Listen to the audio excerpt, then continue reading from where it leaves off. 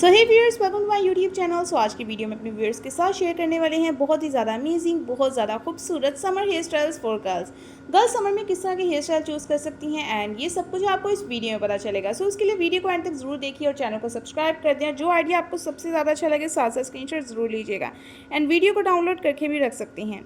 So let's begin the video. इस video में हम ब्रेडेड हेयर स्टाइल शेयर करने वाले हैं, पोनीटेल हेयर स्टाइल शेयर करेंगे एंड उसके अलावा हम डिफरेंट काइंड के बंस शेयर करेंगे या किस तरह के हेयर बन चूज़ कर सकती हैं। अच्छा, ये वो हेयर स्टाइल है जो सब गर्ल्स पे बहुत प्यारे लगती हैं, चाहे वो स्लिम हो, चाहे वो ऑब्वियसली सम हेल्दी काइंड की हो, सब पे ही बहुत खूबसूरत लगते हैं, बहुत प्यारे लगते हैं और बहुत एलिगेंट भी। समर में मोस्टली ये होता है कि आप ओपन हेयर्स नहीं रख सकते, आपको अपने हेयर्स को टाई करना होता है एंड आप जितना अपने हेयर्स को टाई करेंगे उतना ही आप कंफर्टेबल फील करेंगे, आप उतने एलिगेंट भी लगेंगे।